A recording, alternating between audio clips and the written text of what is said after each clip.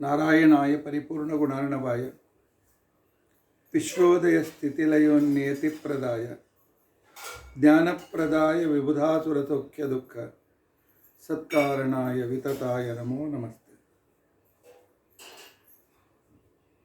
सदागमैकविज्ञेयं समतीतक्षराक्षरं नारायणं सदा वन्दे निर्दोष अशेष सद्गुणम् अभ्रमं भंगरहितं अजडं विमलं सदा आनंदतीर्थमतुलं भजे तापत्रयापहम्। भवति यदनुभावादेडमूकोऽपि वाग्मी जडमतिरपि जन्तुर्जायते प्राज्ञमौलिः। सकलवचनचेतो देवता भारती सा मम वचसि निधत्तां सन्निधिं मानसे। अस्मद्गुरुसमारम्भां टीकाकृत्पादमध्यगां श्रीमदाचार्यपर्यन्तां वन्दे गुरुपरम्परा। विद्यायां विबुधाचार्यं वेदज्ञानाब्धिचन्दिरं दुर्मतध्वान्तमार्ताण्डं सत्यध्यानमुनिं पञ्चाशद्वर्षपर्यन्तं सततं रामपूजकः श्री सत्यप्रमोद गुरुराट् भासतां नो हृदम्बरे। बन्धुस्त्वं गुरुरिष्टदैवतमिति त्वत्पादपङ्केरुहं प्राप्तं मां परिपालयेति सततं याचे निबद्धाञ्जलिः। चित्तं मत्कुणदोषचिन्तनविदो नूनं मनं मा कृथाः श्री सत्यात्मगुरो त्वदङ्घ्रियुगलं हित्वा न मे सद्गतिः। यैरहं शुकवत् सम्यक् शिक्षितोऽस्मि कृपालवे तान् वन्दे धेनुपाचार्यान् तत्त्वज्ञानार्थसिद्धये। श्री गुरुभ्यो नमः। हरि ओम हरि ओम हरि ओम। स्वस्तिस्तु असेडतन्मङ्गलानि सन्तु। श्लोकैकश्रवणपठनमात्रेण वक्तुश्च श्रोतॄणां निखिलकलिकृतकल्मषापनोदनपटुतरे धर्माद्यखिलपुरुषार्थसाधनीभूते अद्य विष्णुतत्त्वनिर्णये प्रामाण्य स्वतस्त्ववाद विवरणारंभे सति किंचित पूर्वकथानुवादः। हरि ओम हरि ओम हरि ओम। हरे राम राम राम हरे हरे, हरे कृष्ण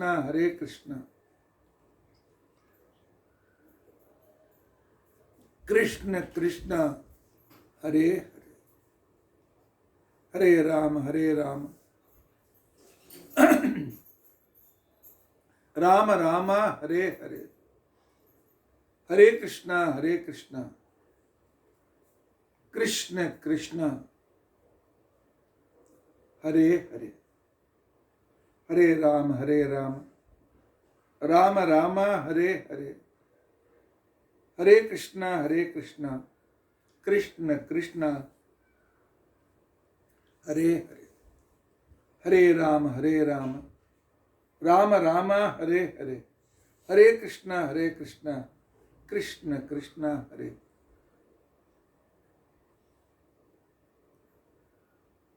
श्री गुरुभ्यो नमः। हरि ओम हरि ओम हरि ओम।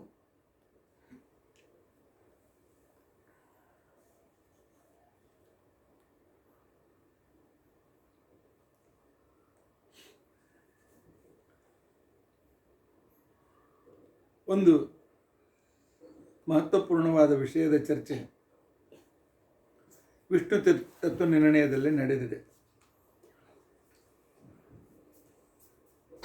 ನಾನು ನೋಡಿದ್ದು ಇದು ಸರಿಯೇ ತಪ್ಪೆ, ನಾನು ಕೇಳಿದ್ದು ಸರಿಯೇ ತಪ್ಪೆ, ನಾನು ರುಚಿ ನೋಡಿದ್ದು ಸರಿಯೇ ತಪ್ಪೆ,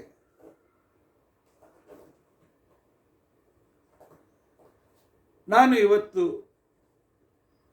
ಅಡಿಗೆ ರುಚಿಯಾಗಿತ್ತು, ಇದು ಸರಿಯೇ ತಪ್ಪೆ.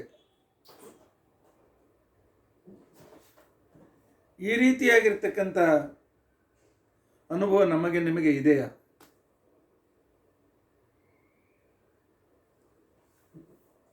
ಕೆಲವು ಸಲ ಇದೆ, ಎಲ್ಲ ಕಡೆಗೆ ಎಲ್ಲ ಸಮಯಕ್ಕೂ ಇಲ್ಲ. ದಿನಾಲು ಸಂಶಯ ಬರೋದಿಲ್ಲ.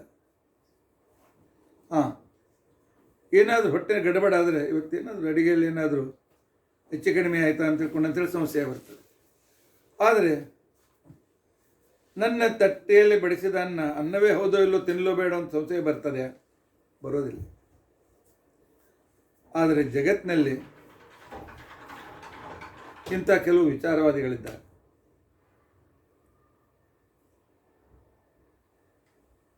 ಬೌದ್ಧರಾಗಲಿ, ನೈಯಾಯಿಕರಾಗಲಿ, ಪ್ರತಿಯೊಂದು ಲಾಜಿಕಲ್ ಸಿದ್ಧ ಆಗಬೇಕು. ಫೇತ್, ವಿಶ್ವಾಸ ಬೇಕಾಗಿಲ್ಲ, ಇದು ಅಂಧವಿಶ್ವಾಸ. ಪಾಶ್ಚಾತ್ಯ ತತ್ವಜ್ಞರಲ್ಲಿ ಹೀಗಲ್ ಅಂತಕೊಳ್ಳೋ ಭಾಗಿವಾದ, ಅವನ ಸಿದ್ಧಾಂತವೂ ಕೂಡ ಅದೇ. ಯಾವುದೇ ವಿಚಾರವನ್ನು ಡೌಟ್ನಿಂದ ಚಾಲು ಮಾಡಿ, ಒಪ್ಪಿ ನಡೆಯಬೇಡಿ. ಒಪ್ಪಿ ನಡೆದರೆ ಅದು ಅಂಧವಿಶ್ವಾಸವಾಗಿರ್ತದೆ ಅಂಥೇಳಿ ಕೇವಲ ಸಂಶಯ ಪಟ್ಟು ಆನಂತರ ಅದು ಪ್ರಮಾಣ ಹುಡುಕಿ ಆನಂತರ ನಂಬಿ, ಇದು ಅವನ ವಾದ. ದೊಡ್ಡ ಒಳ್ಳೆ ತತ್ವಜ್ಞಾನಿ ಅವನು. ಕೊನೆಗೆ ಅವನಿಗೆ ಸಂಶಯ ಬಂತು, ನನ್ನ ಥೇರಿ ಇದು ಸರಿಯೋ ತಪ್ಪು ಅಂತ ತಿಳ್ಕೊಂಡಂತೇಳಿ ಎಲ್ಲವನ್ನು ಡೌಟ್ನಿಂದ ಪ್ರಾರಂಭ ಮಾಡಬೇಕು ಅಂತ ತಿಳ್ಕೊಂಡಂತೇಳಿ. ನೀವೇ ವಿಚಾರ ಮಾಡಿ, ಪ್ರತಿಯೊಂದಲ್ಲಿ ಡೌಟ್ ನಮಗೆ ಬರ್ತಾರೆಯಾ? ಬೆಲ್ ಬಾರಿಸ್ತದೆ, ಎದ್ದು ಬಾಗಲ ತೆಗೀತು, ಬಾರಿಸೋದೋ ಇಲ್ಲೋ ಯಾರಿಗೂ ಗೊತ್ತು? ಡೌಟ್ ಬರ್ತದ? ಬರೋದಿಲ್ಲ. ಈ ಜ್ಞಾನ ಮನಸ್ಸು ಗ್ರಹಣ ಮಾಡ್ತದೆಯಾ? ಈ ಜ್ಞಾನವನ್ನು ಬುದ್ಧಿ ಗ್ರಹಣ ಮಾಡ್ತದೆಯಾ? ವ್ಯವಹಾರದೆಲ್ಲ ಹೇಳ್ತೇವೆ ಮನಸ್ಸು ಗ್ರಹಣ ಮಾಡ್ತದೆ ಅಂತ. ಆದರೆ ಮನಸ್ಸು ಇದು ಜಡವಾದ ಇಂದ್ರಿಯದ ಪರಿಣಾಮ. ಆದ್ದರಿಂದಾಗಿ ಮನಸ್ಸು ಕೂಡ ಜಡ, ಬುದ್ಧಿಯೂ ಜಡ. ಜಡವಾಗಿರ್ತಕ್ಕಂತಹ ಈ ಇಂದ್ರಿಯಗಳು ತಾವು ಸ್ವತಃ ಅರ್ಥಕ್ರಿಯಾಕಾರಿ ಆಗೋದಿಲ್ಲ.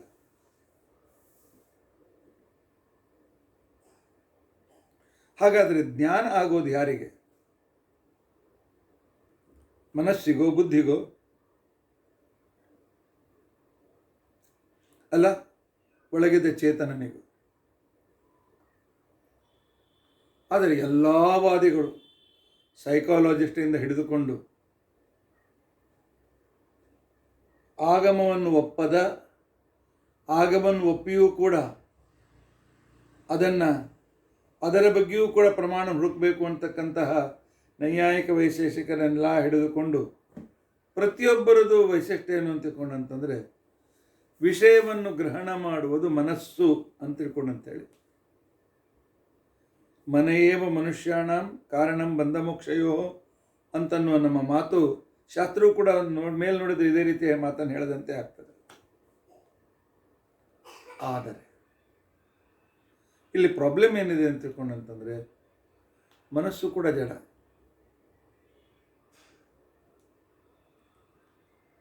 ಕೋಮಾದಲ್ಲಿ ಒಬ್ಬ ವ್ಯಕ್ತಿ ಇದ್ದಾನೆ, ಮನಸ್ಸು ಇದೆ, ಬುದ್ಧಿ ಇದೆ, ಇಂದ್ರಿಯಗಳಿವೆ, ಎಲ್ಲವೂ ಇವೆ. ಆದರೆ ಏನು ಸಾಕ್ಷಿ, ಆ ಜೀವ ಏನಿದ್ದಾನೆ ಅವನು ತಿಳಿದುಕೊಳ್ಳಲು ಅಸಮರ್ಥನಾಗಿದ್ದಾನೆ. ಇಂದ್ರಿಯಗಳಿದ್ದು ಆ ಇಂದ್ರಿಯಗಳು ಕೆಲಸ ಮಾಡ್ತಾ ಇಲ್ಲ.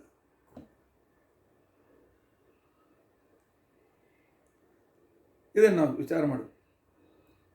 ಪರಮಾತ್ಮ ಶ್ರೀಮದಾಚಾರ್ಯರು ತತ್ವಜ್ಞಾನ ಕ್ಷೇತ್ರಕ್ಕೆ ಕೊಟ್ಟಿರ್ತಕ್ಕಂಥ ಒಂದು ಕೊಡುಗೆ ಅಂತ ತಿಳ್ಕೊಂಡಂತೇನಿದೆ, ಇದು ಬಹಳ ಮಹತ್ವಪೂರ್ಣ ಇದೆ. ಶ್ರೀಮದಾಚಾರ್ಯ ಏನು ಹೇಳ್ತಾರೆ,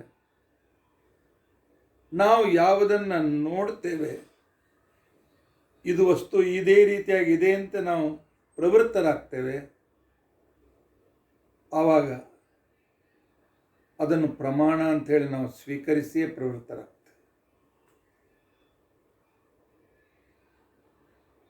ಊಟಕ್ಕೆ ಕೂಡಬೇಕು, ಸತ್ಯಂತ್ವರ್ತೆಯನ್ನು ಪರಿಶಿಂಚಾಮಿ ಅಂತ ಹೇಳಿದ್ದೇವೆ. ಇದು ಅನ್ನ ಅಂತನ್ನೋ ಜ್ಞಾನ ಇದೆ ನಮಗೆ. ಅದರ ಜೊತೆಗೆ ಇದು ನನ್ನ ತೃಷಾ ನಿವೃತ್ತಿ ಮಾಡ್ತದೆ ಅಂತಕೊಂಡಂತ ಇದು ನನ್ನ ಜ್ಞಾನ, ಅನ್ನಂತನ್ನೋ ಜ್ಞಾನ ಇದು ಪ್ರಮಾಣವೇ ಆಗಿದೆ ಅಂತಕೊಂಡಂತೇಳಿ ಯಾವ ಇಂದ್ರಿಯ ಇದನ್ನು ಇಂದ್ರಿಯ ಅಂದರೆ ಚೇತನನ ಇಂದ್ರಿಯ ಅಂತ ಅನಿಸ್ಕೊಂಡಿರ್ತಕ್ಕಂಥ ಸಾಕ್ಷಿ ಆಚಾರ್ಯರು ಕೊಟ್ಟಿರ್ತಕ್ಕಂಥ ದೊಡ್ಡ ಕೊಡುಗೆ.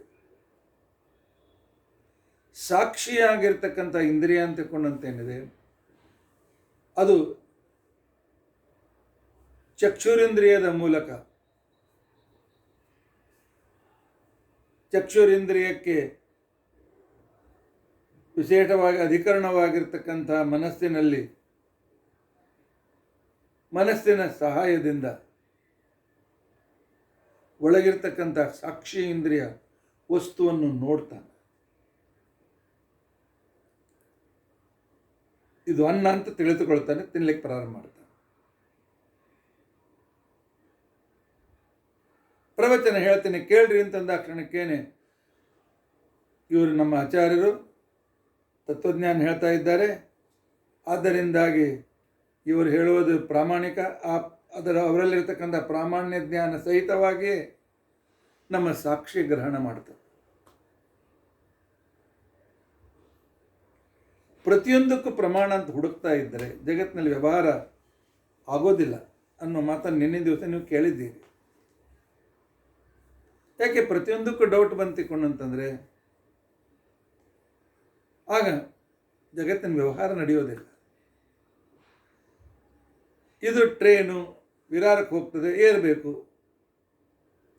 ಕಣ್ಣು ಬೋರ್ಡ್ ನೋಡಿತು, ಕಿವಿ ಅನೌನ್ಸ್ಮೆಂಟ್ ಕೇಳಿತು, ಆ ನಂತರ ಆ ಕಿವಿ ಮತ್ತು ಕಣ್ಣಿನ ಮುಖಾಂತರ ಸಾಕ್ಷಿ ಇಂದ್ರಿಯ ಇದನ್ನು ಗಾಡಿ ಅಥವಾ ಇದಂತೇಳಿ ಸ್ವೀಕಾರ ಮಾಡಿತು, ಅದರ ಜೊತೆಯಲ್ಲಿ ಅದರ ಪ್ರಾಮಾಣ್ಯವನ್ನು ಸ್ವೀಕಾರ ಮಾಡಿತು, ಅದರಲ್ಲಿ ಏರಿ ಕೂತ್ಕೊಂಡ್ಬಿಟ್ಟು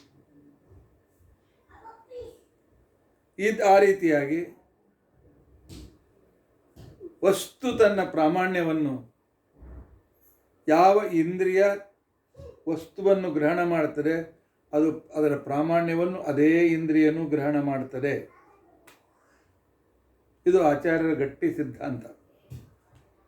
ಅದಕ್ಕೋಸ್ಕರ ಅವರು ಹೇಳ್ತಾರೆ, ಈ ಒಂದು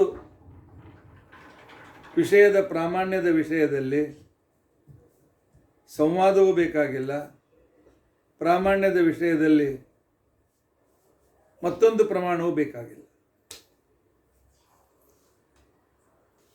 ಈ ರೀತಿಯಾಗಿ ಆಚಾರ್ಯರು ಹೇಳಿರ್ತಕ್ಕಂಥ ಸಂದರ್ಭದಲ್ಲಿ ಆಗ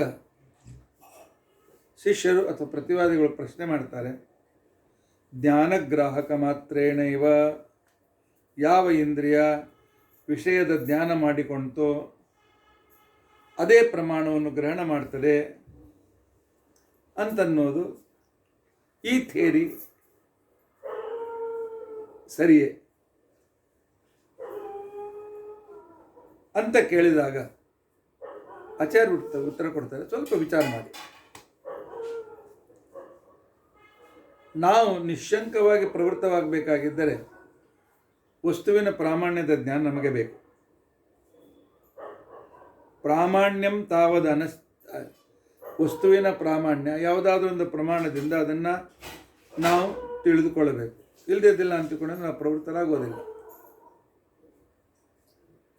ಇದು ಟ್ರೇನು ವಿರಾರಕ್ಕೆ ಹೋಗ್ತದೆ ಅಂತನ್ನೋದು ಜ್ಞಾನ ಇಲ್ಲದೇ ಇದ್ದರೆ ನಾವು ಟ್ರೇನಲ್ಲಿ ಕೂತ್ಕೊಳ್ಳೋದಿಲ್ಲ.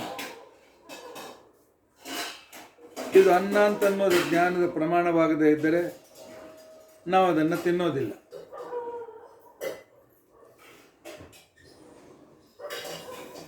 ಆ ನಂತರ ಅಂಗಡಿಯಿಂದ ಕೆಲವು ಪದಾರ್ಥಗಳನ್ನು ತೆಗೆದುಕೊಳ್ಳೋರು ಇರ್ತಾರೆ. ಅಂಗಡಿಯಲ್ಲಿ ಮೊದಲು ನೋಡ್ತಾನೆ, ಇದರ ಮೇಲೆ ಹಸಿರು ಬಣ್ಣದ ಚಿಹ್ನೆ ಇದೆಯಾ, ಕೆಂಪು ಬಣ್ಣದ ಚಿಹ್ನೆ ಇದೆಯಾ ಅಂತ. ಯಾಕೆ ಇದರಲ್ಲಿ ನಾನ್ ವೆಜ್ ಸೇರಿಸಿದ್ದಾರೋ ಅಥವಾ ಇದರಲ್ಲಿ ವೆಜ್ ಸೇರಿಸಿದ್ದಾರೋ ಅನ್ನೋದಕ್ಕೋಸ್ಕರ ಏನೋ ಚಿಹ್ನೆ ಇದೆ ಅಂತ ಎಲ್ಲ ಇದರ ಮೇಲೆ ಯಾವುದೋ ಒಂದು ಬಣ್ಣದ ಚಿಹ್ನೆ ಹಾಕ್ತಾರಂತೆ. ಅದನ್ನು ನೋಡಿಯೇ ನಾವು ಸ್ವೀಕಾರ ಮಾಡ್ತೀವಿ. ಪ್ರಾಮಾಣ್ಯ ಜ್ಞಾನ ಬರದೇ ಇದ್ದರೆ ನಮ್ಮ ಜಗತ್ತಿನ ವ್ಯವಹಾರ ನಡೆಯೋದಿಲ್ಲ. ಹಾಗಾದರೆ ವಸ್ತುವಿನ ಪ್ರಾಮಾಣ್ಯವನ್ನು, ಇದು ವಸ್ತು ಪ್ರಾಮಾಣಿಕ ಅಂತ ತಿಳ್ಕೊಂಡಂತ ಹೇಳಿ, ಈ ಜ್ಞಾನ ಪ್ರಾಮಾಣಿಕ ಅಂತ ತಿಳ್ಕೊಂಡಂತ ಅನ್ನೋದಕ್ಕೋಸ್ಕರ ನಾನು ತಿಳಿದುಕೊಂಡದ್ದು ಪ್ರಾಮಾಣಿಕ ಅಂತ ಅನ್ನೋದನ್ನು ತಿಳಿದುಕೊಳ್ಳಬೇಕಾಗಿದ್ದರೆ ಒಂದು ಪ್ರಮಾಣ ಹುಡುಕಬೇಕು. ಆಗ ನಾನೊಂದು ಪ್ರಮಾಣ ಹೇಳ್ತೇನೆ. ಅದಕ್ಕೆ ಇದು ಪ್ರಮಾಣ ಸರಿಯದೆ ಅಂತ ಅನ್ನೋದಕ್ಕೋಸ್ಕರ ಏನು ಪ್ರಮಾಣ, ಇದು ಸರಿ ಅನ್ನೋದಕ್ಕೋಸ್ಕರ ಏನು ಪ್ರಮಾಣ ಅಂತ ತಿಳ್ಕೊಂಡು ನಾನು ಕೇಳ್ತಾ ಕೂತ್ಕೊಂಡ್ರೆ ಎಂಡ್ಲೆಸ್. ಪ್ರತಿಯೊಂದಕ್ಕೂ ಇದನ್ನು ಯಾಕೆ ನಂಬಬೇಕು, ಇದನ್ನು ಯಾಕೆ ನಂಬಬೇಕು, ಇದನ್ನು ಯಾಕೆ ನಂಬಬೇಕು, ಇದನ್ನು ಯಾಕೆ ನಂಬಬೇಕು. ಗುರುಗಳು ಹೇಳಿದ್ದಾರೆ, ಅವರು ಪ್ರಮಾಣದಲ್ಲಿ ಕಾರಣ ಏನು ಇಲ್ಲ, ಅವರು ಸತ್ಯಧ್ಯಾನ ಹೇಳಿದ್ದನ್ನು ಹೇಳಿದ್ದಾರೆ, ಸತ್ಯಧ್ಯಾನ ಪ್ರಮಾಣ ಅಂತ ಸ್ವೀಕಾರ ಮಾಡಬೇಕು. ಇಲ್ಲ, ಅವರು ರಘುತ್ತಮರು ಹೇಳಿದ್ದೇ ಹೇಳಿದ್ದಾರೆ, ಅದನ್ನು ಪ್ರಮಾಣ ಅಂತ ಸ್ವೀಕಾರ ಮಾಡಬೇಕು. ಜಗತ್ತಿನಲ್ಲಿ ವಿಚಾರದ ಒಂದು ವ್ಯವಹಾರಕ್ಕೋಸ್ಕರ ಈ ಅನವಸ್ಥಾ ನಮ್ಮ ವಿಚಾರವಾಗಲಿ, ವಾದವಾಗಲಿ, ಸಿದ್ಧಾಂತವಾಗಲಿ ಮುಂದುವರಿಯೋದೇ ಇಲ್ಲ. ಆಗ ಜ್ಞಾನದ ಪ್ರಾಮಾಣ್ಯದ ಅನ್ಯಥಾ ತದಭಾವ ಪ್ರಸಂಗಾತ್. ಟೀಕಾಕೃತ್ಪಾದರ ವಾಕ್ಯ ಎಷ್ಟು ಅದ್ಭುತವಾಗಿರ್ತದೆ. ಜ್ಞಾನದ ಪ್ರಾಮಾಣ್ಯವನ್ನು ನಾವು ಸ್ವೀಕರಿಸದೇ ಇದ್ದರೆ ಪ್ರಮಾಣ ಪುರಸ್ಸರವಾದ ವ್ಯವಹಾರ ಅಂತಿಕೊಂಡಂತೇನಿದೆ ಅದು ಜಗತ್ತಿನಲ್ಲಿ ನಡೆಯಲಿಕ್ಕೆ ಸಾಧ್ಯವಿಲ್ಲ. ಸರಿ, ಇನ್ನು ವಸ್ತುವಿನ ಜ್ಞಾನವನ್ನು ಯಾವ ಇಂದ್ರಿಯ ಮಾಡಿಕೊಳ್ಳುತ್ತದೆ, ಅದನ್ನು ಬಿಟ್ಟು ಬೇರೆ ಪ್ರಮಾಣ ಅದರ ಪ್ರಾಮಾಣ್ಯ ತಿಳಿಸ್ತದೆ ಅಂತಿಕೊಂಡಂತನ್ನೋದು ಸಾಧ್ಯವಲ್ಲ. ಯಾವ ಇಂದ್ರಿಯದಿಂದ ವಸ್ತುವಿನ ಜ್ಞಾನವಾಗ್ತದೆಯೋ, ತಿಳುವಳಿಕೆ ಆಗ್ತದೆಯೋ, ಯಾವ ಕಣ್ಣಿನಿಂದ ಇದು ಗಡಿಗೆ ಅಂತ ಅನ್ನೋದು ರೂಪಜ್ಞಾನ ಆಗ್ತದೆಯೋ, ಅದ್ರ ಜೊತೆಗೆ ಈ ರೂಪ ಗಡಿಗೆ ರೂಪ ಅಂತನ್ನೋ ಪ್ರಮಾಣವನ್ನು ಅದನ್ನು ಸ್ವೀಕಾರ ಮಾಡ್ತದೆ. ಇಲ್ಲ ಅದು ಬೇರೆ ಯಾವುದೊಂದು ಪ್ರಮಾಣ, ಅದನ್ನು ಜ್ಞಾನಗ್ರಾಹಕ ಇಂದ್ರಿಯನ್ನು ಬಿಟ್ಟು ಬೇರೆ ಪ್ರಮಾಣ ಅಂತ ಒಪ್ಪೋದು ಅಂತಿಕೊಂಡಂತೇನಿದೆ ಇದು ಒಂದು ಕಾಲ್ಪನಿಕವಾಗ್ತದೆ. ಯಾಕೆ ಅಂತಿಕೊಂಡಂತೆ ಬೇರೆ ಪ್ರಮಾಣವನ್ನು ಇಟ್ಟುಕೊಂಡ್ರೆ ಅದರ ಪ್ರಾಮಾಣ್ಯದ ಬಗ್ಗೆ ಕ್ವಶನ್ಗಳ ಸರಮಾಲೆ ಪ್ರಾರಂಭವಾಗಿ ಇದಕ್ಕೆ ತರ್ಕದಲ್ಲಿ ಅನವಸ್ಥಾ ಅಂತ ಕರೀತಾರೆ. ಒಂದು ಪ್ರಶ್ನೆಗೆ ಉತ್ತರ ಸಿಗಬೇಕು, ಒಂದು ಕ್ರಿಯೆಗೆ ಒಂದು ಕಾರಣ ಸಿಗಬೇಕು. ಕ್ರಿಯೆಗೆ ಕಾರಣವಿಲ್ಲದೆ ಅದು ಕ್ರಿಯೆ ಅಂತ ಎನಿಸ್ಕೊಳ್ಳೋದಿಲ್ಲ. ಆದ್ದರಿಂದಾಗಿ ಆಚಾರ್ಯ ಹೇಳ್ತಾರೆ, ಯಾವ ಇಂದ್ರಿಯ ಜ್ಞಾನವನ್ನು ಗ್ರಹಣ ಮಾಡುತ್ತದೆಯೋ ಆ ಇಂದ್ರಿಯವೇ ಅದರ ಪ್ರಾಮಾಣ್ಯವನ್ನು ಗ್ರಹಣ ಮಾಡ್ತಾರೆ ಅಂತನ್ನೋದನ್ನು ಬಿಟ್ಟು ನಾವು ಬೇರೆ ಪ್ರಮಾಣವನ್ನು ಹುಡುಕೊಂಡ್ರೆ ಆವಾಗ ಅನವಸ್ಥಾ ಬರ್ತದೆ. ಅದು ಎಂಡ್ಲೆಸ್ ಕ್ವಶನ್ಗಳು ಚಾಲು ಆಗ್ತದೆ. ಆಯ್ತು, ಈಗ ಒಂದು ವಿಷಯದಲ್ಲಿ ಸರ್ವಸಮ್ಮತಿ ಬಂತು. ಏನು ಸಮ್ಮತಿ ಬಂತು? ಯಾವ ಇಂದ್ರಿಯ ವಸ್ತುವನ್ನು ಜ್ಞಾನ ಮಾಡಿಕೊಳ್ಳುತ್ತದೆಯೋ ಆ ಇಂದ್ರಿಯವೇ ಅದರ ಪ್ರಾಮಾಣ್ಯವನ್ನು ಗ್ರಹಣ ಮಾಡ್ತಾರೆ.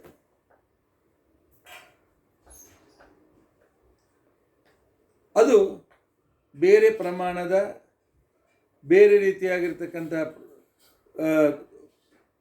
ಪ್ರೂವ್ ಅಂತಕೊಂಡಂತೇನಿದೆ ಆ ರೀತಿಯಾಗಿರ್ತಕ್ಕಂಥ ಆ ಪ್ರೂವ್ ಮಾಡಲಿಕ್ಕೆ ಅದು ವಿಚಾರ ಮಾಡಲಿಕ್ಕೆ ಹೋಗೋದಿಲ್ಲ.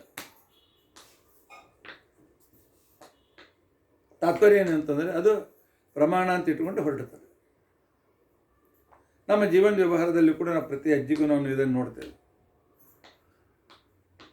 ಆಚಾರ್ಯ ಪಂಚಾಂಗ ನೋಡ್ತೇವೆ, ಏಕಾದಶಿ ಬರೆದಿದೆ, ಆನಂತರ ಪ್ರಮಾಣ ಅಂತ ಇಟ್ಕೊಂಡು ಏಕಾದಶಿ ಉಪವಾಸ ಮಾಡ್ತೇವೆ.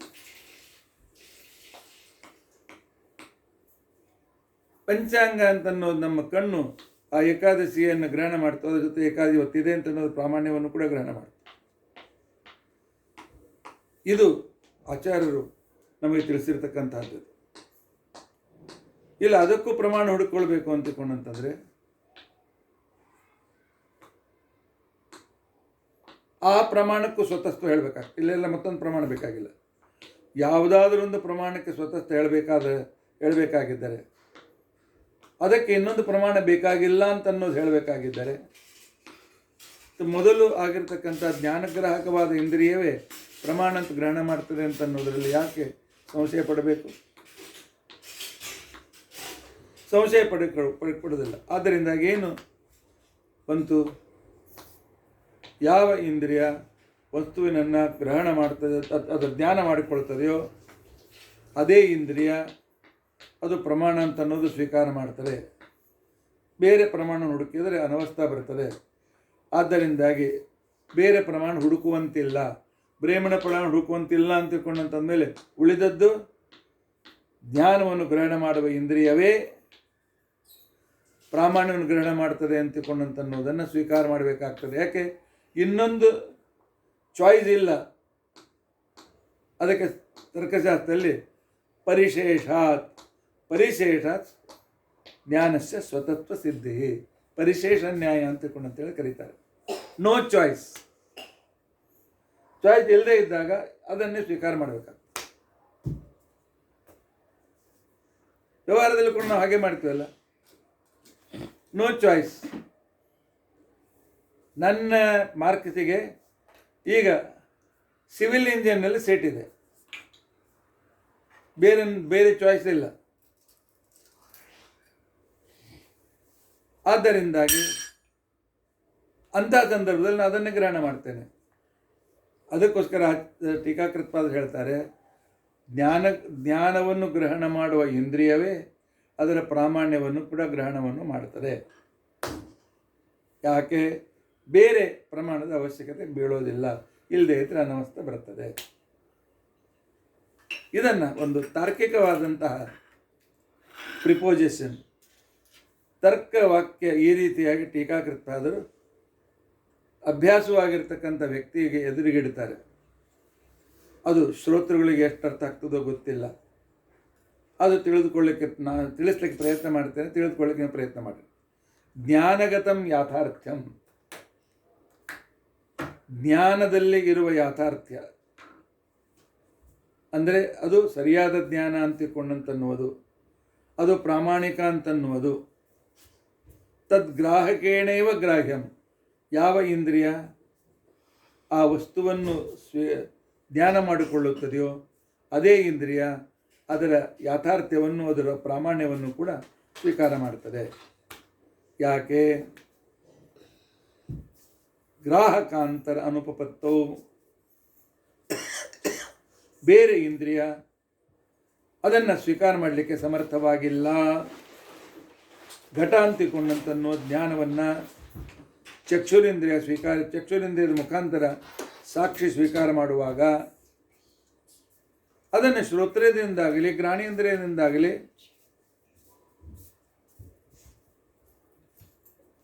ಸ್ವೀಕಾರ ಮಾಡಲಿಕ್ಕೆ ಆಗೋದಿಲ್ಲ. ಆವಾಗ ಚಕ್ಷುರೇಂದ್ರಿಯದಿಂದಲೇ ಘಟಜ್ಞಾನ ಆಗ್ತದೆ ಅಂತನ್ನೋದು ಹೇಗೆ ಸ್ವೀಕಾರ ಮಾಡಬೇಕಾಗ್ತದೆಯೋ, ಗ್ರಾಹಕ ಅನಂತ ನನುಪಪತ್ತೋ ಸತ್ಯ, ಬೇರೆ ಇಂದ್ರಿಯಗಳು ಗ್ರಹಣ ಮಾಡಲಿಕ್ಕೆ ಸಾಧ್ಯವಿಲ್ಲ, ಆದರೆ ವಸ್ತು ಜ್ಞಾನ ಆಗ್ತಾ ಇದೆ ಅಂದಮೇಲೆ ಯಾವ ಚಕ್ಷುರೇಂದ್ರಿಯದಿಂದಾಗಿದೆ ಆ ಚಕ್ಷುರೇಂದ್ರಿಯದ ಮುಖಾಂತರ ಯಾರು ಇದನ್ನು ತಿಳಿದುಕೊಂಡಿದ್ದಾರೆ ಅವರೇ ಅದರ ಪ್ರಮಾಣವನ್ನು ಸ್ವೀಕಾರ ಮಾಡ್ತಾರೆ ಅನ್ನಲೇಬೇಕು. ಗ್ರಾಹಕಾಂತ ಅನುಪತ್ತೋ ಸತ್ಯಂ ಗೃಹ್ಯಮಾಣತ್ವ, ಯಾವುದು ಬೇರೆಯಿಂದ ಗ್ರಹಣ ಮಾಡಲಿಕ್ಕೆ ಸಾಧ್ಯವಿಲ್ಲವೋ, ಕೇವಲ ಇದರಿಂದ ಮಾತ್ರ ಗ್ರಹಣ ಮಾಡಲಿಕ್ಕೆ ಸಾಧ್ಯವಿದೆಯೋ ಅದು ಅದರಿಂದಲೇ ಗ್ರಹಿಸಲ್ಪಡ್ತಾರೆ. ಇದು ವಾಕ್ಯದ ಕ್ರಮ. ಉದಾಹರಣೆ, ಕಣ್ಣಿನಿಂದ ಕಾಣುವ ರೂಪ ಚಕ್ಷುರಾದಿ ಉಳಿದ ಇಂದ್ರಿಯಗಳಿಂದ ಸ್ವೀಕರಿಸಲ್ಪಡುವುದಿಲ್ಲ. ಆದ್ದರಿಂದಾಗಿ ನೋ ಚಾಯ್ಸ್. ಅದಕ್ಕೋಸ್ಕರ ಚಕ್ಷುರೇಂದ್ರಿಯದಿಂದಲೇ ರೂಪದ ಜ್ಞಾನ ಆಗ್ತದೆ ಅಂತಿಳ್ಕೊಂಡಂತನ್ನುವುದು ವ್ಯವಹಾರದಲ್ಲಿ ಸಿದ್ಧವಾಗುತ್ತದೆ. ರೂಪಂ ಚಕ್ಷುಷೈವ ಸಾಕ್ಷಾತ್ ಕ್ರಿಯತೆ, ಟೀಕಾಕೃತ್ಪಾದರ ವಾಕ್ಯ ಅಂತಿಳ್ಕೊಂಡಂತೆ. ಇಲ್ಲ ಮತ್ತು ಗ್ರಾಹಕಾಂತರ ಅನುಪತ್ತವಂತನ್ನು ವಿಶೇಷಣ ಕೊಟ್ಟಿದ್ದೀರಲ್ಲ, ಇದು ಸರಿಯಲ್ಲಲ್ಲ ಅಂತ ತಿಳ್ಕೊಂಡಂತಂದರೆ ವಿಶೇಷಣ ಅಸಿದ್ಧಿ ಇಲ್ಲ, ವಿಶೇಷಣ ಅಸಿದ್ಧಿ ಹೇಳಿಕ್ಕೆ ಬರೋದಿಲ್ಲ. ಯಾಕೆ ಅಂತ ತಿಳ್ಕೊಂಡಂತಂದರೆ ನಾವು ಮೊದಲೇ ಹೇಳಿದ್ದೇವೆ, ಇನ್ನೊಂದು ಪ್ರಮಾಣದ ಅನ್ವಸ್ಥ ಬರ್ತದೆ ಅಂತ ಮೊದಲೇ ಹೇಳಿದ್ದೇವೆ. ಆ ವಿಚಾರವನ್ನು ದೂರ ಮಾಡಿದ್ದೇವೆ. ಹಾಗಾದರೆ ಯಾವ ಇಂದ್ರಿಯ ಗ್ರಹಣ ಮಾಡ್ತದೆ?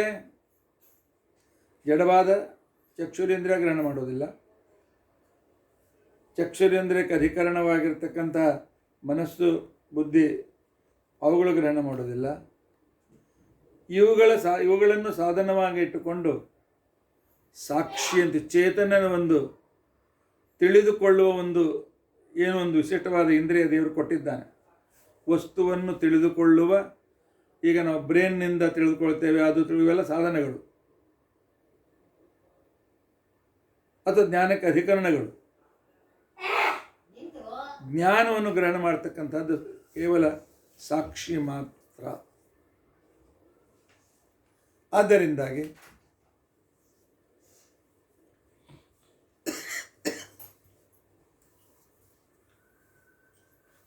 ಸಾಕ್ಷಿ ವಸ್ತುವಿನ ಪ್ರಾಮಾಣ್ಯ ಅಂತಿಕೊಂಡಂತನ್ನೋದು ಗ್ರಹಣ ಮಾಡುವ ಸಾಕ್ಷಿಯೇನೇ ವಸ್ತುವಿನ ಜ್ಞಾನವನ್ನು ಮಾಡಿಕೊಳ್ಳುತ್ತದೆ.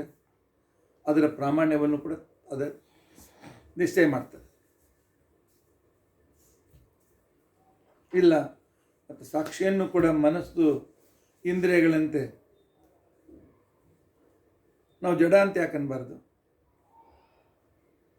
ಅಲ್ಲಪ್ಪ, ಅದು ಜಡ ಅಲ್ಲ, ಅದು ಸಾಕ್ಷಿ ಸ್ವಯಂ ಪ್ರಕಾಶ, ಅದು ಚೇತನ. ಅದು ಚೇತನವಾದ್ದರಿಂದಾಗಿ, ಅದು ಸ್ವಯಂ ಪ್ರಕಾಶವಾದ್ದರಿಂದಾಗಿ ತನ್ನ ತಿಳುವಳಿಕೆಗೆ ಇನ್ನೊಂದರ ಪ್ರವೇಶಕ್ಕೆ ಅದಕ್ಕೆ ಬೀಳೋದಿಲ್ಲ. ತನ್ನನ್ನು ತಾನು ಚೆನ್ನಾಗಿ ಅರ್ಥ ಮಾಡಿಕೊಂಡಿದೆ. ಸಾಕ್ಷಿ ವೇದ್ಯಪ್ಯ ಅನವಸ್ಥಾ ಪ್ರಸಂಗ ಸಮಾನೇವ. ಆ ಸಾಕ್ಷಿ ಪ್ರಮಾಣ ಅಂತಲಿಕ್ಕೇನು ಪ್ರಮಾಣ, ಅದಕ್ಕೇನು ಪ್ರಮಾಣ ಅಂತ ಅನವಸ್ಥಾ ಬರೋದಿಲ್ಲ. ಯಾಕೆಂದರೆ ಸಾಕ್ಷಿ ಸ್ವಯಂ ಪ್ರಕಾಶ. ಟೀಕಾಕೃತ್ಪಾದರು ಹೇಳ್ತಾರೆ, ಸಾಕ್ಷಿ ಅಂತ ತಿಳ್ಕೊಂಡಂತನೂ ಇಂದ್ರಿಯ, ಸಾಕ್ಷಿ ಅಂತ ತಿಳ್ಕೊಂಡಂಥದ್ದೇನು, ನನ್ನ ಆ ಒಂದು ಇಂದ್ರಿಯ ಯಾವ ವಸ್ತುವನ್ನು ಸರಿಯಾಗಿ ತಿಳಿದುಕೊಳ್ತದೆ, ಅದು ಪ್ರಮಾಣ ಅಂತ ತಿಳ್ಕೊಂಡಂತೇಳಿ ಪ್ರವೃತ್ತಿ ಆಗ್ತದೆ. ಆ ಇಂದ್ರಿಯ ಇದು ಸ್ವಯಂ ಪ್ರಕಾಶ, ತಾನೇ ಅದನ್ನು ತನ್ನನ್ನೇ ತಿಳಿದುಕೊಳ್ಳುವುದಕ್ಕೋಸ್ಕರ ಅದು ಸಮರ್ಥವಾಗಿದೆ ಅನ್ನೋದು ಜಗತ್ತಿನಲ್ಲಿ ಇದು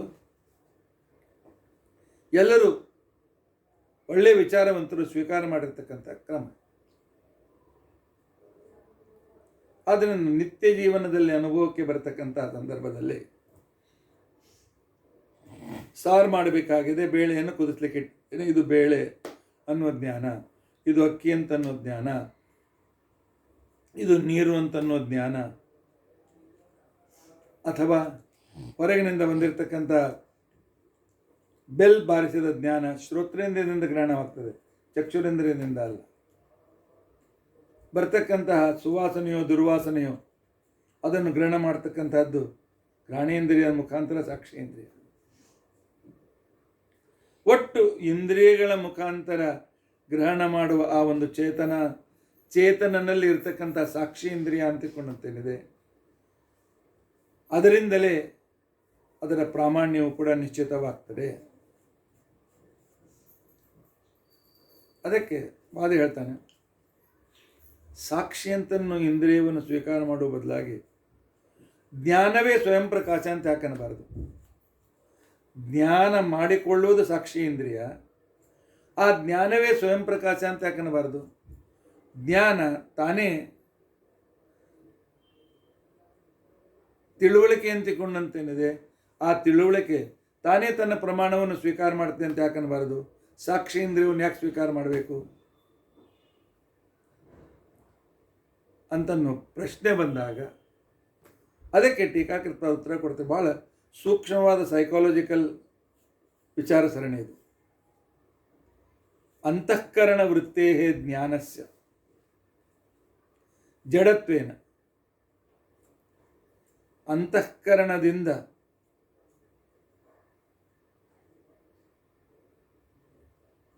ಅಭಿವ್ಯಕ್ತವಾಗುವ ಜ್ಞಾನ ಅಂತಿಕೊಂಡಂತೇನಿದೆ, ಅಂತಃಕರಣದ ಒಂದು ಭಾಗ ಅಂತ ಅನ್ಸ್ಕೊಂಡಿರ್ತಕ್ಕಂಥ ವೃತ್ತಿ ಅಂತ ಅದಕ್ಕೆ ಕರೀತಾರೆ. ಅದು ಜಡ, ಜ್ಞಾನ ಜಡ. ಜ್ಞಾನ ಮಾಡಿಕೊಳ್ಳುವವ ಚೇತನ. ಸೂಕ್ಷ್ಮ ಇದೆ, ಇಲ್ಲಿ ನೆನಪಿಟ್ಕೊಳ್ಳಿ. ಜಡ ಘಟ, ಅದರ ರೂಪ, ಇವೆರಡೂ ಜಡ. ರೂಪದ ಜ್ಞಾನ ಇದು ಜಡ, ಆದರೆ ಜ್ಞಾನ ಮಾಡಿಕೊಳ್ಳುವ ಸಾಕ್ಷಿ ಇಂದ್ರಿಯ ಇದು ಚೇತನ. ಜಡಕ್ಕೆ ತಾನೇ ತನ್ನನ್ನು ತಿಳಿದುಕೊಳ್ಳುವ ಸಾಮರ್ಥ್ಯ ಇರೋದಿಲ್ಲ. ವಸ್ತುವಿನ ತಿಳುವಳಿಕೆ, ಈ ತಿಳುವಳಿಕೆಯೇ ಇದು ಸ್ವಯಂ ಪ್ರಕಾಶ ಅಂತ ಅಲ್ಲಿಗೆ ಬರೋದಿಲ್ಲ. ಈ ತಿಳುವಳಿಕೆ ಮಾಡಿಕೊಳ್ಳುವ, ತಿಳುವಳಿಕೆಯನ್ನು ಗ್ರಹಿಸುವ ಏನು ಸಾಕ್ಷಿ ಇಂದ್ರಿಯ ಇದೆಯಲ್ಲ, ಇದೇ ಸ್ವಯಂ ಪ್ರಕಾಶ. ಇದು ಅಲ್ಲ.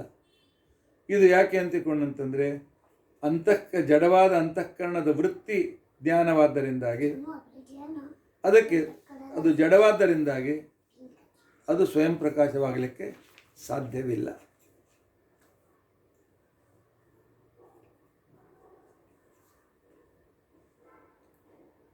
ಅಂತನ್ನುವ ವಿಚಾರವನ್ನು ಈ ರೀತಿಯಾಗಿ ಶಾಸ್ತ್ರ ತಿಳಿಸಿ ಹೇಳಿದೆ.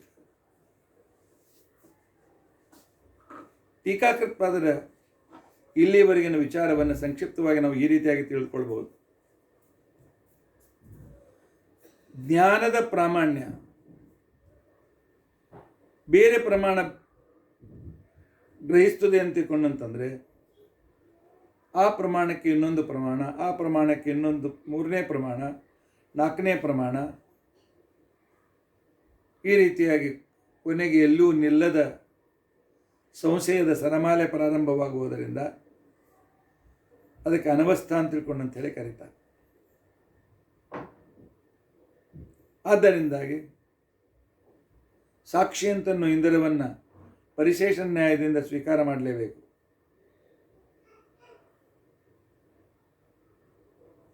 ಸಾಕ್ಷಿಯು ಪ್ರಾಮಾಣ್ಯ ಗ್ರಹಿಸ್ತದೆ ಅಂತ ತಿಳ್ಕೊಂಡಂತ ಹೇಳಿ ಅದಕ್ಕೊಂದು ಪ್ರಮಾಣ ಬೇಕು ಅಂತ ತಿಳ್ಕೊಂಡಂತಂದರೆ ಆಗಲೂ ಮತ್ತೆ ಅನವಸ್ಥಾ ಬರ್ತದೆ.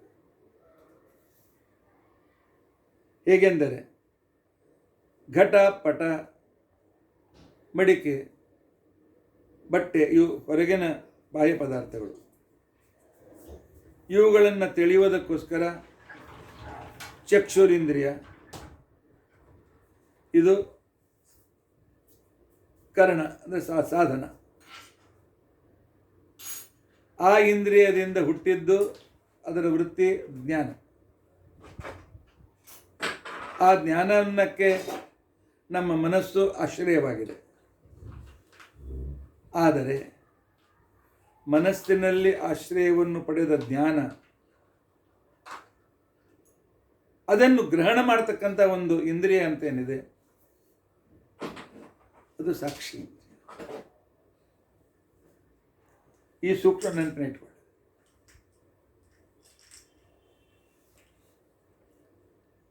ಕಣ್ಣಿನಲ್ಲಿ ದೋಷ ಇಲ್ಲ, ಪ್ರಕಾಶ ಇದೆ. ಎದುರಿಗಿದ್ದ ವಸ್ತುವು ಕೂಡ ದೋಷಪೂರ್ಣವಾಗಿಲ್ಲ. ಕಣ್ಣು ಅದರ ಸನ್ನಿಕರ್ಷ ವಿಷಯದ ಜೊತೆಗಾಯಿತು, ಘಟದ ಜೊತೆಗಾಯಿತು. ಆವಾಗ ಚಕ್ಷುರೇಂದ್ರಿಯ ಘಟ ಅಂತ ಅನ್ನೋದು ತಿಳಿದುಕೊಂಡಿತು. ಆ ಘಟದ ಜ್ಞಾನ ಇದು ಮನಸ್ಸು ಅಂತನ್ನೋ ಅಧಿಕರಣದಲ್ಲಿ ಮನಸ್ಸು ಅದನ್ನು ಮನದಲ್ಲಿ ಗ್ರಹಣ ಮಾಡಿತು. ಇದು ಘಟ. ಆ ಜ್ಞಾನ ಮನಸ್ಸಿನಲ್ಲಿ ಹೋಗಿ ಕೂತ್ಕೊಂಡಿತು. ಆ ಮನಸ್ಸಿನಲ್ಲಿರ್ತಕ್ಕಂಥ ಮನಸ್ಸಿನ ಅಧಿಕರಣದಲ್ಲಿದ್ದ ಆ ಜ್ಞಾನ ಮಾಡಿಕೊಳ್ಳುವ ವ್ಯಕ್ತಿ ಚೇತನನಾದ ವ್ಯಕ್ತಿಯ ಸಾಕ್ಷಿ ಇಂದ್ರಿಯ. ಮನಸ್ಸೇ ಎಲ್ಲ ಮಾಡ್ತದೆ ಅಂತಿಕೊಂಡಂತಂದ್ರೆ ಮನಸ್ಸು ಇದು ಜಡ, ನೆನಪೇಟು. ಆದ್ದರಿಂದ ಸಂಪೂರ್ಣ ಸೈಕಾಲಜಿ, ಈಗಿನ ಸೈಕಾಲಜಿ ಕೇವಲ ಮನಸ್ಸು ಅಂತಿಕೊಂಡಂತಂದ್ರೆ ಬ್ರೇನ್ನಲ್ಲಿರ್ತಕ್ಕಂಥ ವಿಭಿನ್ನ ಭಾವಗಳು, ಆ ಬ್ರೇನಿನ ಆ ವಿಶಿಷ್ಟವಾಗಿರ್ತಕ್ಕಂತಹ ಭಾಗಗಳು ಇದನ್ನು ಸ್ವೀಕಾರ ಮಾಡೋದಲ್ಲ ಇತ್ಯಾದಿ ಅಂತೇನಿದೆ, ಇದೆಲ್ಲ ಸಾಧನದ ಚಿಂತೆಯ ಹೊರತು ಸಾಧ್ಯವಾಗಿರ್ತಕ್ಕಂಥ ಜ್ಞಾನ ಗ್ರಹಣ ಮಾಡ್ತಕ್ಕಂಥ ಆ ಚೇತನನ ವಿಚಾರವನ್ನು ಈಗಿನ ಹೊಸ ಗ್ರಂಥಗಳು ಮಾಡಲಿಕ್ಕೆ ಅಸಮರ್ಥವಾಗಿವೆ. ಯಾಕೆ ಅಂತ ತಿಳ್ಕೊಂಡಂತಂದರೆ, ಗಾಢ ನಿದ್ರೆಯಲ್ಲಿದ್ದ ವ್ಯಕ್ತಿಯಲ್ಲಿಯೂ ಕೂಡ ಇಂದ್ರಿಯಗಳಿವೆ. ಅವ್ರ ಮನಸ್ಸು ನಿಷ್ಕ್ರಿಯವಾಗಿರ್ತಾ ಪ್ರಶ್ನೆ ಬೇರೆ, ಆದರೂ ಮನಸ್ಸಿದೆ. ಆಗ ಜ್ಞಾನ ಯಾಕಾಗೋದಿಲ್ಲ, ಅಜ್ಞಾನ ಆಗ ಪ್ರವೃತ್ತಿ ಯಾಕಾಗೋದಿಲ್ಲ, ಮೂರ್ಛಾವಸ್ಥೆಯಲ್ಲಿ ಪ್ರವೃತ್ತಿ ಯಾಕಾಗೋದಿಲ್ಲ. ಯಾಕೆ ಅಂತಿಕೊಂಡಂತಂದರೆ, ಆ ಅವಸ್ಥೆಯಲ್ಲಿ ಗ್ರಹಣ ಮಾಡುವ ಆ ಜೀವ ಅಂತಿಕೊಂಡಂತೇನಿದ್ದಾನೆ, ಆ ಜೀವನ ಸಾಕ್ಷಿ ಇಂದ್ರಿಯ ಜಾಗೃತವಾಗಿರೋದಿಲ್ಲ. ಅದರಿಂದ ಎಲ್ಲ ಸಾಧನಗಳಿದ್ದರೂ ಆಗ ಜ್ಞಾನ ಮತ್ತು ಪ್ರವೃತ್ತಿ ಅಂತನ್ನುವ ಕ್ರಿಯೆ ನಡೆಯೋದಿಲ್ಲ. ಮನೆಯಲ್ಲಿ ಅಕ್ಕಿ ಇದೆ, ಬೇಳೆ ಇದೆ, ತರಕಾರಿ ಇದೆ, ಎಲ್ಲ ಮಸಾಲೆಗಳಿವೆ, ಒಲೆ ಇದೆ, ಅಗ್ನಿ ಎಲ್ಲ ಇದೆ. ಆದರೆ ಅಡುಗೆ ಮಾಡಲಿಕ್ಕೆ ನನಗೆ ಬರೋದಿಲ್ಲ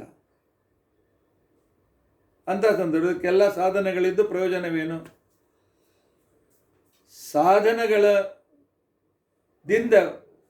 ಒಂದು ಜ್ಞಾನ, ಆ ಜ್ಞಾನವನ್ನು ಗ್ರಹಣ ಮಾಡುವ ವ್ಯಕ್ತಿ ಇದು ಬೇಕಾಗ್ತದೆ.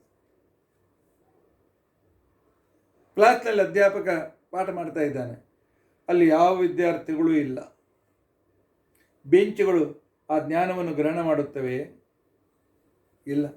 ಯಾಕೆ? ಅವು ಜಡ. ಹಾಗೆ ಸಾಕ್ಷೀಂದ್ರಿಯದ ಸಂಪರ್ಕವಿಲ್ಲದೆ ಇದ್ದರೆ ಮನಸ್ಸು ಕೂಡ ಆ ಅದನ್ನು ತಾನು ತಿಳಿದುಕೊಂಡು ಪ್ರವೃತ್ತಿಗೆ ಕಾರಣಭೂತವಾಗುವುದಿಲ್ಲ. ಇದನ್ನು ವಿಚಾರ ಮಾಡಿ. ಬೇರೆ ಕೇವಲ ನಾನು ಹೇಳಿದ್ದೇನೆ ಅಂತ ತಿಳ್ಕೊಂಡಂತ ಅರ್ಥವಲ್ಲ. ಟೀಕಾಕೃತ್ಪರಾದನ್ನು ಪೂರ್ತಿ ಬಿಡಿಸಿ ಹೇಳಿದ್ದಾನೆ.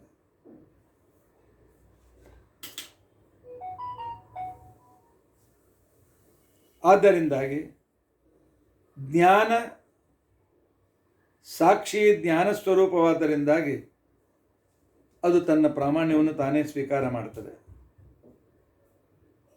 ಆದರೆ ಜ್ಞಾನವೇ ತನ್ನ ಪ್ರಾಮಾಣ್ಯವನ್ನು ಗ್ರಹಿಸಲಿ ಅಂತ ಅನ್ಲಿಕ್ಕೆ ಬರೋದಿಲ್ಲ. ಯಾಕೆ? ಅದು ಮನಸ್ಸಿನ ಅಂತಃಕರಣದ ವೃತ್ತಿ ಅಂದರೆ ಮನಸ್ಸಿನ ಪರಿಣಾಮ. ಮನಸ್ಸಿನ ಪರಿಣಾಮವಾದಂಥ ಜ್ಞಾನ ಜಡ ಆದ್ದರಿಂದಾಗಿ ಜಡಕ್ಕೆ ಸ್ವಯಂ ಪ್ರಕಾಶ ಒಪ್ಪಲಿಕ್ಕೆ ಬರೋದಿಲ್ಲ. ಆದ್ದರಿಂದಾಗಿ ಜ್ಞಾನವನ್ನು ಸಾಕ್ಷಾತ್ತಾಗಿ ಗ್ರಹಣ ಮಾಡುವ ಸಾಮರ್ಥ್ಯ ಇದ್ದ ಸಾಕ್ಷಿ ಇಂದ್ರಿಯ ಮಾತ್ರ ಜ್ಞಾನವನ್ನು ಗ್ರಹಣ ಮಾಡ್ತದೆ ಮತ್ತು ಅದರ ಜೊತೆಗೆ ಅದರ ಪ್ರಾಮಾಣ್ಯವನ್ನು ಕೂಡ ಗ್ರಹಣ ಮಾಡ್ತದೆ.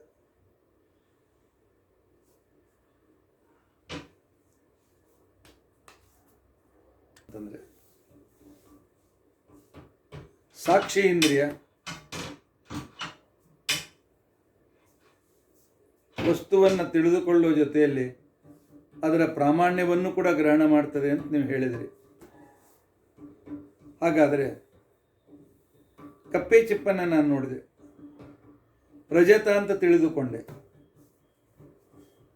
ನಂತರ ಇದು ರಜತ ಅಲ್ಲ ಅಂತ ಗೊತ್ತಾಯಿತು. ಹಾಗಾದರೆ ರಜತ ಅಂತನ್ನುವ ಜ್ಞಾನ ಸಾಕ್ಷಿ ಗ್ರಹಣ ಮಾಡಿದಾಗ ಪ್ರಾಮಾಣಿಕವಾಗಿ ಗ್ರಹಣ ಮಾಡಿದ್ದರೆ ಅದು ರಜತ ಆಗಿರಲೇಬೇಕಲ್ಲ, ರಜತ ಆಗಿಲ್ಲಲ್ಲ ಅದು ಅಂತನ್ನುವ ಪ್ರಶ್ನೆ ಬಂದಾಗ ಅದಕ್ಕೆ ಈ ರೀತಿಯಾದ ವಿಚಾರವನ್ನು ಮಾಡ್ತಾರೆ. ಪ್ರಾಮಾಣ್ಯಂ ಪರತಃ ನನು ಪ್ರಾಮಾಣ್ಯಂ ಪರತೋ ಜ್ಞಾಯತೆ ಅನಭ್ಯಾಸ ದಶಾಯಾಮ್ ಸಾಂಶಯಿಕತ್ವಾತ್ ಅಪ್ರಾಮಾಣ್ಯವತ ಅಂಥೇಳಿ ಪ್ರತಿವಾದಿ ನಮಗೆ ನಮ್ಮ ವಿಚಾರಕ್ಕೆ ಈ ರೀತಿಯಾಗಿ ಹೇಳ್ತಾನೆ. ಅದು ಬೆಳ್ಳಿ ಹಲ್ಲೋ ಹೌದು ಅಲ್ಲವೋ ಅಂತನ್ನೋದು ಅದರ ಪ್ರಾಮಾಣ್ಯವನ್ನು ನಾವು ತಿಳ್ಕೊಳ್ಬೇಕಾದ್ರೆ ಸಂಶಯ ಬಂದಿದೆ. ಸಂಶಯ ಬಂದದರಿಂದಾಗಿ ಆಗ ಅಲ್ಲಿ ಹೋಗಿ ಅದನ್ನು ಪರೀಕ್ಷೆ ಮಾಡಿ ಪರೀಕ್ಷೆ ಅಂತಕ್ಕಂಥ ಇನ್ನೊಂದು ಪ್ರಮಾಣದಿಂದ ಅದರ ಪ್ರಾಮಾಣ್ಯವನ್ನು ನಾವು ಸ್ವೀಕಾರ ಮಾಡ್ತೀವಿ. ಅದೇ ರೀತಿಯಾಗಿ ಭ್ರಮಾತ್ಮಕ ಜ್ಞಾನದಲ್ಲಿ ಬರತಕ್ಕಂಥ ರಜತ ಜ್ಞಾನ ಅಂತ ತಿಳ್ಕೊಂಡಂತೇನಿದೆ, ಇದಂ ರಜತಂ ಅಂತನ್ನೋ ಜ್ಞಾನ ಇದು ಅಪ್ರಮಾಣವಾಗ್ತದೆ. ಇದು ನಿಶ್ಚಿತ ಪ್ರತಿಯೊಬ್ಬರಿಗೂ ಗೊತ್ತಿರತಕ್ಕಂಥದ್ದು. ಇದಂ ರಜತಂ ಅಂತಿಕೊಂಡಂತ ಗ್ರಹಿಸುವುದಕ್ಕೋಸ್ಕರ ಗ್ರಹಿಸಿದ ಸಾಕ್ಷ್ಯ ಇಂದ್ರಿಯ ಇದಂ ರಜತಂ ಅಂತಿಕೊಂಡಂತೇಳಿ ಪ್ರಮಾಣವಾಗಿ ಸ್ವೀಕಾರ ಮಾಡಿದ್ದರೆ ಅದು ರಜತ ಯಾಕೆ ಆಗಬಾರ್ದು? ಆಗ ನಮಗೆ ಹೇಗೆ ಬೇರೆ ಪ್ರಮಾಣಗಳಿಂದ ಅದು ರಜತ ಅಲ್ಲ ಅಂತ ಗೊತ್ತಾಗ್ತದೆ. ಅದೇ ರೀತಿಯಾಗಿ ಪ್ರಾಮಾಣ್ಯವನ್ನು ಕೂಡ ನಾವು ಪರತಃ ಅಂತ ಯಾಕೆ ಅನ್ಬಾರ್ದು? ಜ್ಞಾನದ ಪ್ರಾಮಾಣ್ಯ ಇನ್ನೊಂದು ಪ್ರಮಾಣದಿಂದ ನಿಶ್ಚಿತವಾಗ್ತದೆ ಅಂತ ನಾವು ಯಾಕೆ ಅನ್ಬಾರ್ದು ಅಂತನ್ನುವ ಪ್ರಶ್ನೆ. ಆಗ ಪ್ರಶ್ನೆಗೋಸ್ಕರ ಆಚಾರ್ಯರು ಟೀಕಾಕೃತ ಉತ್ತರ ಕೊಡ್ತಾರೆ. ಇದಕ್ಕೆ ಪ್ರತಿಕೂಲ ತರ್ಕ ಇತ್ಯಾದಿಗಳು ಇರುವುದರಿಂದಾಗಿ ನಿಮ್ಮ ವಿಚಾರಕ್ಕೆ ಪ್ರತಿಯಾದ ತರ್ಕವನ್ನು ಮಾಡಲಿಕ್ಕೆ ಬರ್ತದೆ. ಆದ್ದರಿಂದಾಗಿ ನೀವು ಹೇಳ್ತಕ್ಕಂಥ ಪ್ರಾಮಾಣ್ಯ ಪರತಃ ಅಂತನ್ನೋದು ಸ್ವೀಕಾರ ಮಾಡಲಿಕ್ಕೆ ಯೋಗ್ಯವಲ್ಲ. ಅದು ಯಾಕೆ ಯೋಗ್ಯವಲ್ಲ, ಅದು ಹೇಗೆ ಅನ್ನೋದನ್ನು ನಾವು ಮತ್ತೆ ಪುನಃ ನಾಳಿನ ದಿವಸ ತಿಳಿದುಕೊಳ್ಳಿಕ್ಕೆ ಪ್ರಯತ್ನ. ಯಾಕೆ ಇವತ್ತು ನಿಮ್ಮ ತಲೆಯಲ್ಲಿ ಒಂದು ಮಾತು ಕೂತ್ಕೊಳ್ಳಿ. ಇಂದ್ರಿಯಗಳು, ಸಾಧನಗಳು, ಮನಸ್ಸು, ಅದರ ಅಧಿಕರಣ, ಆನಂತರ ಮನಸ್ಸು ಜ್ಞಾನ, ಇದು ಮನಸ್ಸಿನ ಪರಿಣಾಮವಾದ್ದರಿಂದ ಅದು ಕೂಡ ಜಡ. ಅದನ್ನು ಗ್ರಹಣ ಮಾಡುವ ಸಾಕ್ಷೇಂದ್ರಿಯ ಮಾತ್ರ ಅದು ಚೇತನ, ಸ್ವಯಂ ಪ್ರಕಾಶ. ಅದು ಆ ಜ್ಞಾನವನ್ನು ಗ್ರಹಣ ಮಾಡುವ ಜೊತೆಯಲ್ಲಿ ಅದರ ಪ್ರಾಮಾಣ್ಯವನ್ನು ಗ್ರಹಣ ಮಾಡ್ತದೆ. ಇದಕ್ಕೆ ಸ್ವತಃ ಪ್ರಮಾಣ ಅಂತೇಳಿ ಕರೀತಾರೆ. 40-42 ನಿಮಿಷದಿಂದ ಆಚಾರ್ಯ ಏನೇನೋ ಗದ್ದಲ ಮಾಡಿದರು ಅಂತ ತಿಳಿದುಕೊಳ್ಳಬೇಡಿ. ನಮ್ಮ ಅನುಭವ ಈ ರೀತಿಯಾಗಿ ನಮಗೆ ದಿನಾಲೂ ಇರ್ತದೆ. ನಾನು ವಿರಾರ್ ಸ್ಟೇಷನ್ ಹೇಳ್ತೇನೆ,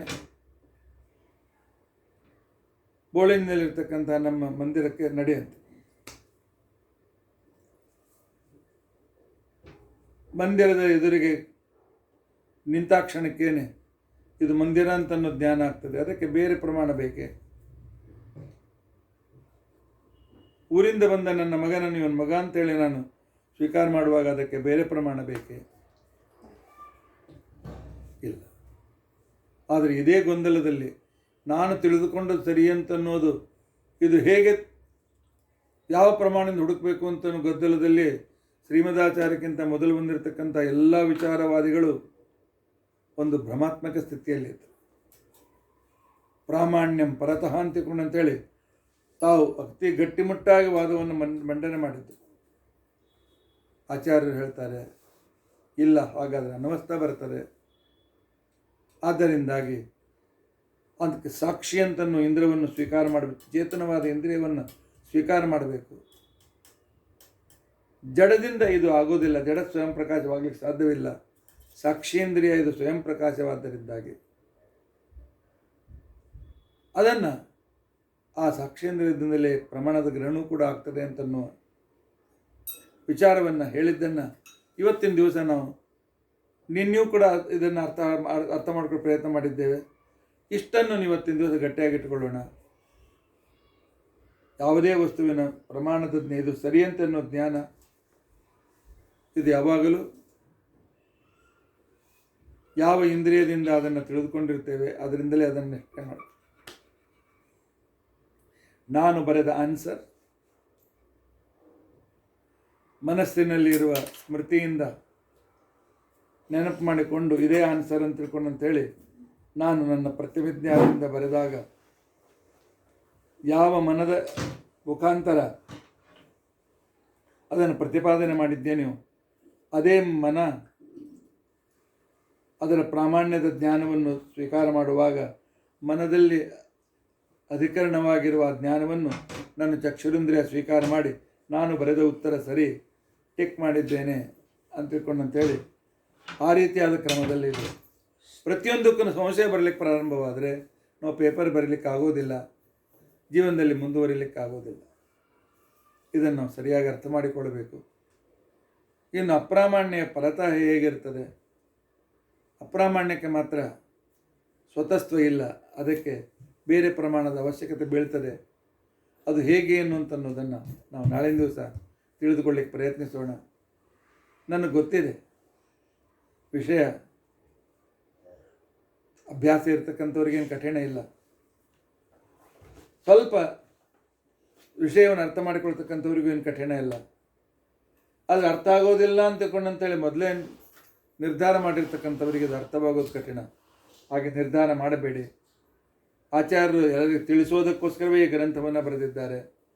ಆದ್ದರಿಂದಾಗಿ ಇದರ ಅರ್ಥವನ್ನು ತಿಳಿದುಕೊಳ್ಳಿಕ್ಕೆ ನಾವು ಪ್ರಯತ್ನಿಸೋಣ. ಇತ್ಯಾದ್ಯ ಕಥಾ ಪ್ರಸಕ್ತಿ. ಹರೇ ರಾಮ ರಾಮ ರಾಮ ಹರೇ ಹರೇ, ಹರೇ ಕೃಷ್ಣ ಕೃಷ್ಣ ಕೃಷ್ಣ ಹರೇ ಹರೇ. ಉಗ್ರಂ ವೀರಂ ಮಹಾವಿಷ್ಣುಂ ಜ್ವಲಂತಂ ಸರ್ವತೋಮುಖಂ ನೃಸಿಂಹಂ ಭೀಷಣಂ ಭದ್ರಂ ಮೃತ್ಯುಂ ನಮಾಮ್ಯಹಂ. ಅಚ್ಯುತಾನಂತ ಗೋವಿಂದ ಸ್ಮೃತಿ ಮಾತ್ರಾರ್ತಿನಾಶನ ರೋಗಾನ್ಮೇ ನಾಶಯಾಶೇಷಾನ್ ಆಶು ಧನ್ವಂತರೇ ಹರೇ. ಅಕ್ಷಯಂ ಕರ್ಮ ಯಸ್ಮಿನ್ ಪರೇ ಸ್ವರ್ಪಿತಂ ಪ್ರಕ್ಷಯಂ ಯಾಂತಿ ದುಃಖಾನಿ ಯನ್ನಾಮತಃ. ಅಕ್ಷರೋ ಯೋಜರ ಸರ್ವದೇವಾಮೃತ ಕುಕ್ಷಿಗಂ ಯಸ್ಯ ವಿಶ್ವಂ ಸದಾಜಾಧಿಕಂ ಪ್ರೀಣಯಾಮೋ ವಾಸುದೇವಂ ದೇವತಾ ಮಂಡಲ ಖಂಡಮಂಡಲಂ. ಶ್ರೀಕೃಷ್ಣ ಅರ್ಪಣಮಸ್ತು.